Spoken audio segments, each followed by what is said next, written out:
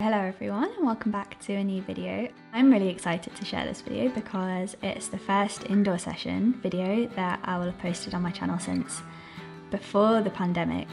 We recently moved from the north of England to the south, so that's opened up a whole new world of climbing gyms to us, and this is Volume 1, our new local centre, and it's fast becoming my favourite place to test my weaknesses in climbing. Volume 1 is reasonably new. It's a centre in the southeast and it has some of the more technical setting that I've come across indoors. Nathan and I always say that a marker of a great climbing centre is when we find ourselves both able to project the same climbs together. Nathan's 6'4" and I'm 5'5", so we climb very differently, and when we find a centre that levels that playing field, we really love it, and we've definitely found that with Volume 1. So today I'm going to talk you through a selection of some quite technical and really fun boulder problems that I've been trying over the past few weeks. I've been trying to focus on the things I'm not so confident with the idea in mind that I'll slowly improve in my weak areas if I force myself to do them. So in this video we've got a few projects, including a dyno and some rather sketchy slabs, and I really hope that you enjoy. So the first climb I'm going to start with is this fluorescent yellow problem on a slightly overhanging wall. I first tried this problem on our first session at Volume 1 and really quickly wrote it off as too much of a push. However, what I first thought was too big of a move for me turned out to be manageable with some really tiny beta adjustments.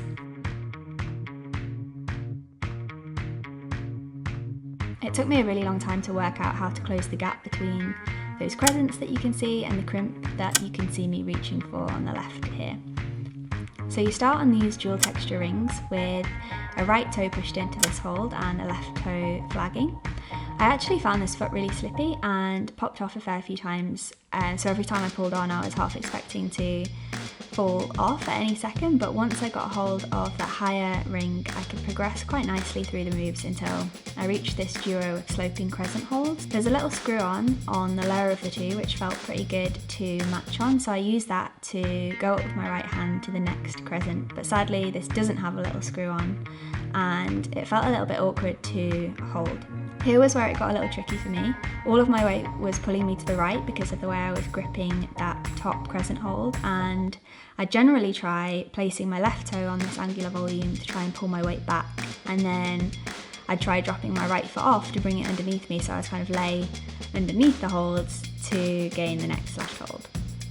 But I found that the way I had my right hand angled on that upper right hold really impaired me going across left, as it shortened my reach a fair bit, so I had to begin to play with changing my hand positions on the holds and using the below holds to try and push myself left too.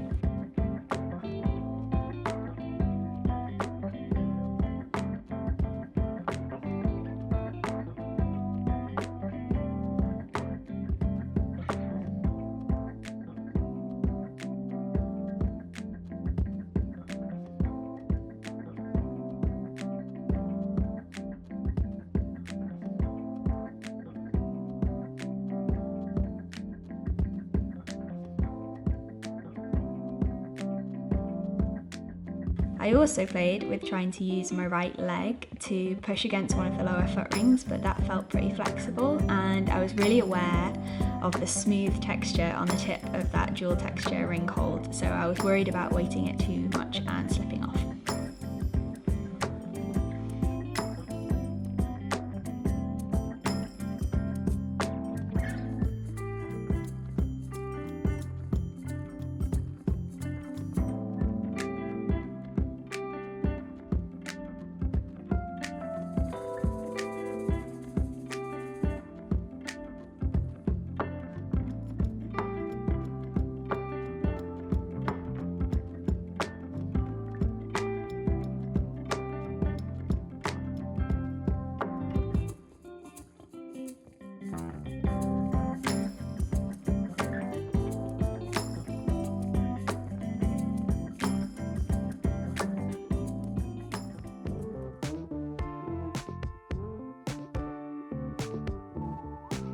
After trying it lots and lots of times, it felt like turning that right hand to a push was the only way I was going to be able to close that gap. So I tried a few more times, getting each time a little closer, and then I eventually did gain the crimp but I think I must have lost my head with surprise because then I faffed around for too long at the top and I dropped the last move. But now I knew that the gap could be closed, so after a short rest, I went for the full send attempt.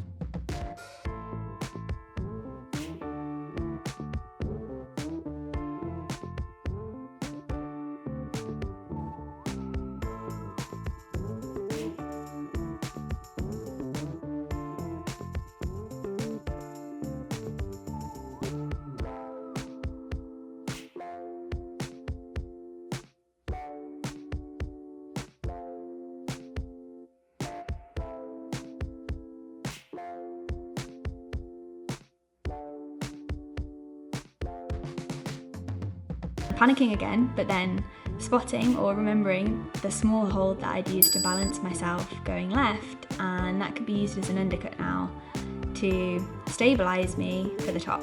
And luckily I still had enough in the tank to grab the top hold and match the top hold, and the project was complete.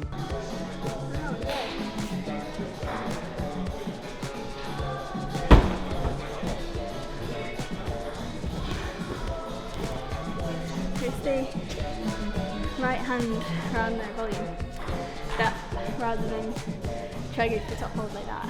Yeah. I was like, turned it. Now we've had some success, I'm going to take you to the slab where Nathan and I had considerably less success. But this block goes to illustrate the kinds of techie, knacky boulder problems that Nathan and I have had great fun working together over the past couple of weeks.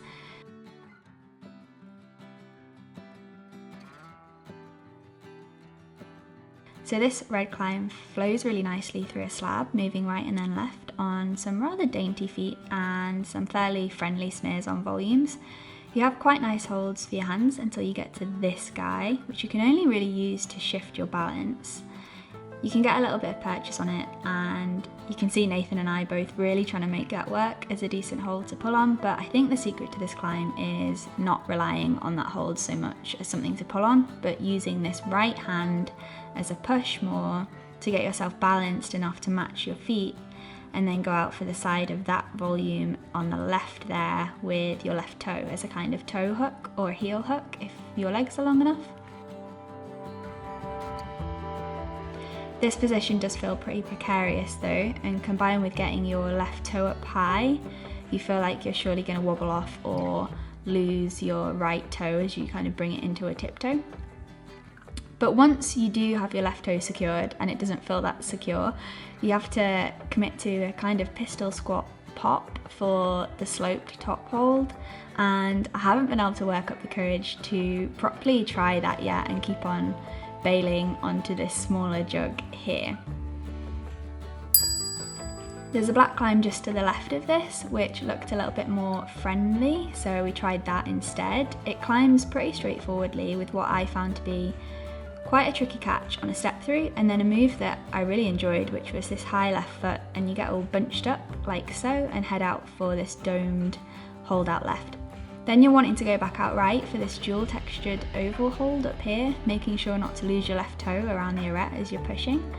And that's where the fun really begins. It took me a while to figure out how you were supposed to navigate this section, but matching that oval hold and getting a wide, high left heel locked into that dome and then squeezing your left hamstring seemed to do the trick, and I was able to take a tick. So now for some dynamic climbing. The first dynamic climb is probably my complete anti-style. I typically keep well clear of anything that requires coordination and dynamic movement together. I always worry that I'm going to trip myself up, get all bunched up in my feet and end up with my teeth stuck in the wall, but this jump looked manageable from the ground, so I decided to camp under it a while and try it and see if I could get it done.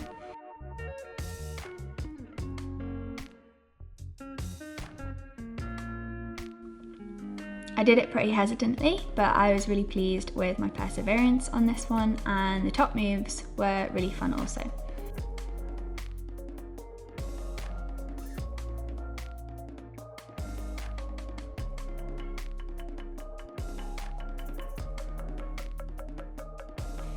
The second dyno I've tried again every session we've been, and there's really not that much to say about the dynamic portion of the climb other than I was trying to cover that gap there. I should have actually thought beyond that gap because I really wasn't prepared for what I was going to do if I actually caught it, but I found this a really useful exercise in working dynamic movement because, again, dynos are not something that I'm typically that confident doing. For this dyno, I was trying to strike the right balance between propelling my weight up, keeping my hips in, as you can see me drilling into myself here, and timing the catch. My mantra kind of became fast hips, stand up tall, and reach far, and then latch, don't let go. Are you okay? After lots of attempts and some really interesting fails, I caught the hold, a little messily. The second part of the climb didn't go very smoothly, as I hadn't actually really read the route beyond that, so I took a bit of a meandering path, but I did especially enjoy this transition, and it felt really good to get the dyno finished after trying it so many times. I actually took away some really useful lessons from both of these dynos, and I guess the bigger lesson for both of them was that there's definitely something to be said for persevering with climbs that at first you don't think are your style or you're not particularly comfortable doing, and you might surprise yourself. So that's all for this video. I hope to film a video on the comp wall at Volume 1 soon. The centre has a really steep, very tall comp wall which has some really interesting and quite scary problems on it, so keep your eyes peeled for that video. Until then, thank you so much for watching. Let me know in the comments what you'd like to see more of, and I'll see you in my next video. Bye!